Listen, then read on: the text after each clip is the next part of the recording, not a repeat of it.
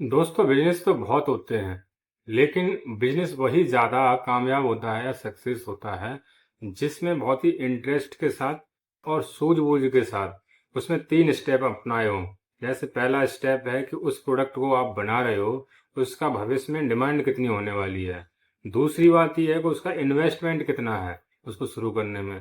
तीसरा ये है कि उसमें जहाँ आप जो प्रोडक्ट को बना रहे हैं उसका कस्टमर टारगेट क्या है, आपका लोअर कस्टमर है, मिडिल कस्टमर है या हाई कास्ट कस्टमर है। तो प्रीमियम प्रोडक्ट तो नहीं है आपका, ऐसा बना दिया और आप जहाँ रह रहे हैं वहाँ बिके ही नहीं। तो ये 3 चीज़ें अगर जो अपना लेता है बिजनेस में सफल हो जाता है।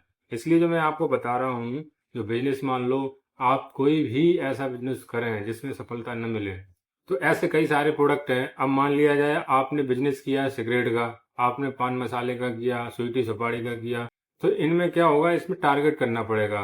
टारगेट करने के साथ साथ में आपको ये भी देखना पड़ेगा कि आप किस स्तर से शुरू कर रहे हैं। आप एकदम से मिडिल क्लास के और मध्यम वर्ग से आप बिलोंग कर रहे हैं और आपने पैसा इधर उधर से लेके इतना बड़ा इन्वेस्ट कर दिया कि आप उसी पैसे की उठापटक में लगे हैं, आपका बिजनेस अभी रिटर्न नहीं दे पा रहा है। तो फिर आप क्या करेंगे, आप स्ट्रेस में आ जाएंगे।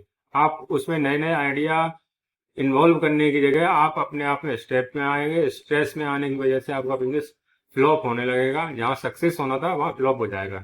इसलिए पहले सबसे कम पैसा लगा करके बिजनेस को शुरू कीजिए। दूसरा, कस्टमर को टारगेट कीजिए, उसके हिसाब से प्रोडक्ट को बनाइए।